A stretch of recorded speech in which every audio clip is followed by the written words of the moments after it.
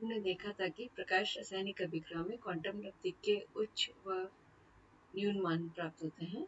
इनके पीछे क्या कारण हो सकते हैं? प्रकाश रासायनिक अभिक्रियाएं दो प्रकार के प्रक्रम के द्वारा संपन्न होती है, एक तो प्राइमरी प्रोसेस और दूसरा है द्वितीयक प्रक्रम। जो एक्साइटेड स्टेट ऑफ मॉलिक्यूल्स है या एटम्स है या फ्री मेडिकल्स जो कि प्राइमरी प्रोसेस के अंदर बनते हैं, वो सेकेंडरी प्रोसेस के अंदर अन्य मॉलिक्यूल के साथ इंटरैक्ट कर कर और मॉलिक्यूल्स को एक्साइटेड कर देते हैं, उससे नए फ्री रेडिकल्स भी बनते हैं और इस प्रकार ये रिएक्शन आगे से आगे चलती चली जाती है और इसीलिए जो क्वांटम यील्ड है वो एक से अधिक हो जाती है। हम ये कह सकते हैं कि इस प्रकार प्राइमरी प्रोसेस में बने जो मुक्त मूलक या परमाणु हैं वो श्रृंखला अभिक्रिया देते हैं और उसी की वजह से प्रकाश रासायनिक अभिक्रियाओं की क्वांटम लब्धि जो है वो काफ़ी अधिक हो जाती है और कई बार ये 10⁻⁶ के आसपास भी हो जाती है। फॉर एग्जांपल हम देखते हैं कि यदि हम HCl के निर्माण पर बात करें H2 व Cl2 से, कि H2 और Cl2 प्रकाश की उपस्थिति के अंदर HCl बनाते हैं और इस अभिक्रिया की बहुत उच्च क्वांटम यील्ड हमको प्राप्त होती है जो कि लगभग 10⁻⁶ ऑर्डर के आसपास होती है। जो ये अभिक्रिया है, अगर इसकी हम क्रियाविधि देखें तो ये एक श्रृंखला अभिक्रिया है और इसके अंदर प्रकाश रासायनिक अभिक्रियाओं के अनुसार दो प्रक्रम होते हैं, एक तो प्राइमरी प्रोसेस होगा और दूसरा जो है वो सेकेंडरी प्रोसेस होगा। और चेन अभिक्रिया जो श्रृंखला अभिक्रिया है उसके 3 स्टेप होते हैं, एक तो श्रृंखला प्रारंभिक पद, दूसरा श्रृंखला संचरण पद और तीसरा श्रृंखला समापन पद। प्राइमरी प्रोसेस के अंदर जो चेन इनिशिएटिंग स्टेप है उसके अंदर क्लोरीन के जो मॉलिक्यूल्स हैं वो प्रकाश को एब्जॉर्ब करते हैं, फोटोन को एब्जॉर्ब करते हैं और क्लोरीन एटम के अंदर डिसोसिएट हो जाते हैं। ये क्लोरीन एटम सेकेंडरी प्रोसेस के अंदर दूसरे H2 मॉलिक्यूल के साथ रिएक्ट करेंगे और HCl का निर्माण करते हैं और यहाँ पर एक H एटम हाइड्रोजन का एटम भी बनता है। इसी प्रकार अब ये इस स्टेप के अंदर जो बना हुआ हाइड्रोजन है वह अन्य क्लोरीन मॉलिक्यूल के साथ इंटरैक्ट करेगा और HCl बना देगा और Cl का एटम बना देगा। क्योंकि ये इस अभिक्रिया के अंदर आगे और एटम भी बनते जा रहे हैं, साथ में यहाँ पर प्रोडक्ट का भी निर्माण हो रहा है, इसलिए हम इसको चेन प्रोपोगेटिंग या श्रृंखला संचरण पद कहते हैं कि इन पदों के द्वारा आगे से आगे मुक्त मूलक बनते चले जाएंगे और फाइनली जो कि अन्य जो मॉलिक्यूल है उनके साथ इंटरैक्ट करेंगे और प्रोडक्ट का निर्माण करते चलते हैं, इसीलिए हम इनको श्रृंखला संचरण पद भी कहते हैं। जब ये सारे के सारे क्लोरीन और हाइड्रोजन के जो मॉलिक्यूल के साथ लगभग इंटरैक्ट कर जाते हैं तो उस स्थिति के अंदर जो बचे हुए अब Cl के जो एटम्स हैं वो आपस में रिएक्ट कर Cl2 बना लेते हैं। इस पद को हम चेन टर्मिनेटिंग स्टेप या श्रृंखला समापन पद भी कहते हैं।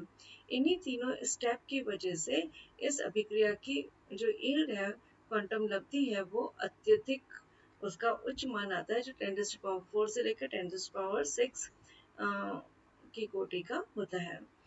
अगर कोई अभिक्रिया एक्सोथर्मिक हो यानी कि ऊष्माक्षेपी हो तो उसके अंदर जो हीट इवॉल्व होती है, जो ऊष्मा उत्पन्न होती है, वो ऊष्मा भी जो रिएक्टेंट के दूसरे जो मॉलिक्यूल्स हैं उनको वो सक्रिय बना सकती है और सक्रिय होकर फिर वो वापस से आगे रिएक्शन के अंदर पार्टिसिपेट कर सकते हैं, प्रोडक्ट का फॉर्मेशन कर सकते हैं। तो इस प्रकार हम देख सकते हैं कि प्रकाश रासायनिक अभिक्रियाओं की उच्च क्वांटम लब्धि किस प्रकार प्राप्त होती है। अब यदि हम उन प्रकाश रासायनिक अभिक्रियाओं पर प्रकाश डालें जिनकी की क्वांटम लब्धि कम है तो उसके क्या कारण हो सकते हैं।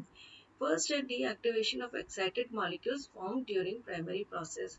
प्राथमिक प्रक्रम के दौरान जो उत्तेजित मॉलिक्यूल बन जाते हैं, जो सक्रिय हो जाते हैं, उनका वापस से अगर विसक्रियन हो जाता है, डीएक्टिवेशन हो जाता है, तो उसकी वजह से भी क्वांटम यील्ड कम हो जाती है।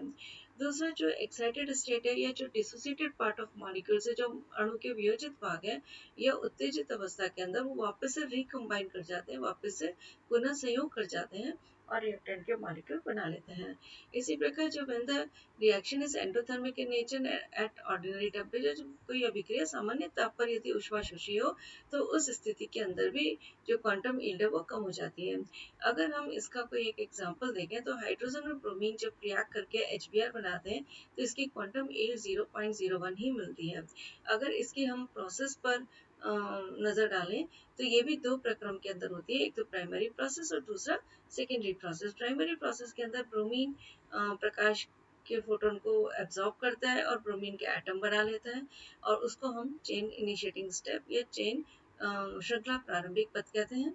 और ये प्रारंभिक प्रोसेस के अंदर बने हुए जो ब्रोमीन एटम है, ये सेकेंडरी प्रोसेस के अंदर जो दूसरे H2 के मॉलिक्यूल्स हैं उसके साथ इंटरैक्ट करते हैं और HBr बनाते हैं और H बनाते हैं।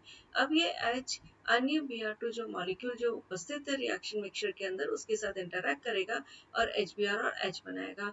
इस प्रकार यहाँ पर हम देखते हैं कि यहाँ पर H और Br एटम पुनः बनते जाते हैं जो अन्य मॉलिक्यूल के साथ Br2 और H2 के साथ क्रमशः इंटरैक्ट करते जाते हैं और फर्दर HBr की फॉर्मेशन करते जाते हैं और इस प्रकार की श्रृंखला को आगे बढ़ाते हैं। इसीलिए हम इसको चेन प्रोपगेटिंग स्टेप भी कहते हैं, श्रृंखला संचरण पथ।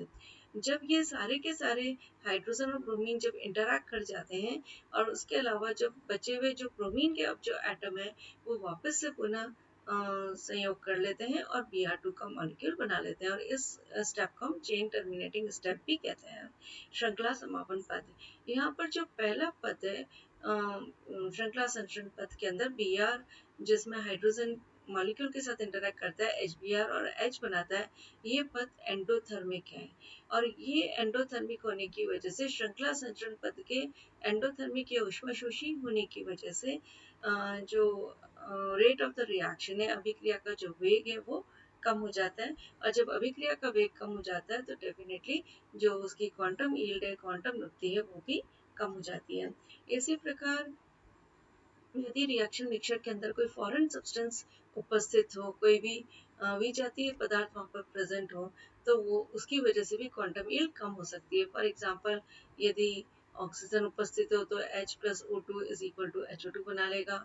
इसी प्रकार यदि ऑक्सीजन उपस्थित हो तो क्लोरीन और जब H2 और Cl2 की जब रिएक्शन होती है HCl बनता है, तो उस स्थिति के अंदर क्लोरीन के एटम ऑक्सीजन के साथ रिएक्ट कर लेते हैं और HCl के साथ और HO2 और Cl2 बना लेते हैं। Life span of species in excited state is very small. कई बार जो उत्तेजित अवस्था होती है उसकी जो लाइफ स्पान है, उसकी जो आयु काल है वो बहुत कम होती है, तो उस स्थिति के अंदर वो प्रोडक्ट फॉर्म नहीं करते हैं और वो वापस से अपनी जो अवशोषित ऊर्जा है उसको वापस से एमिट आउट कर देते हैं। तो उस स्थिति के अंदर भी जो प्रकाश रासायनिक अभिक्रिया है उनकी क्वांटम लब्धि कम मिलती है। Now factors influencing quantum yield, कि ऐसे कौन से कारक है जो क्वांटम लब्धि को प्रभावित करते हैं। तो फर्स्ट है इंटेंसिटी ऑफ लाइट रेडिएशन, प्रकाश विकिरण की तीव्रता। हम देखते हैं कि जो अभिक्रिया का वेग है वो प्रकाश विकिरण की तीव्रता के समानुपाती होता है और जो क्वांटम लब्धि है वो प्रकाश विकिरण की तीव्रता के व्युत्क्रम होती है। तो इस प्रकार हम देख सकते हैं कि क्वांटम लब्धि इंटेंसिटी ऑफ लाइट रेडिएशन से किस प्रकार प्रभावित होती है। दूसरा है वेवलेंथ ऑफ लाइट रेडिएशन, कि जितनी उच्च तरंग दैर्घ्य होगी उतनी ही प्रकाश विकिरण की जितनी उच्च तरंग दैर्घ्य होगी, जितनी हाई वेवलेंथ होगी, उतनी ही उस अभिक्रिया की क्वांटम यील्ड जो है वो कम हो जाती है। इसी प्रकार हम टेम्परेचर का प्रभाव इस फॉर्मूले के द्वारा ज्ञात कर सकते हैं, जहाँ पर Q जो है वो 1 मोल जब वो प्रोडक्ट बन जाता है तो निर्मित जो है उसके अंदर इवॉल्व हीट के बराबर होता है। T एब्सोल्यूट टेम्परेचर है, R गैस कांस्टेंट है और पाई यहाँ पर जो है क्वांटम यील्ड है। तो इस प्रकार हम देख सकते हैं कि टेम्परेचर का ऊपर भी क्वांटम यील्ड का काफी इफेक्ट होता है। ये निर्भरता इस प्रकार से हम दर्शा सकते हैं। फिर है इनर्ट गैसेस, अक्रिय गैसों की उपस्थिति के अंदर भी क्वांटम लब्धि प्रभावित होती है। Due to presence of inert gases the rate of dissociation increases, rate of various steps increases, hence quantum yield increases. Inert gas molecules inhibit the diffusion on walls of vessels, thus rate of terminating step decreases.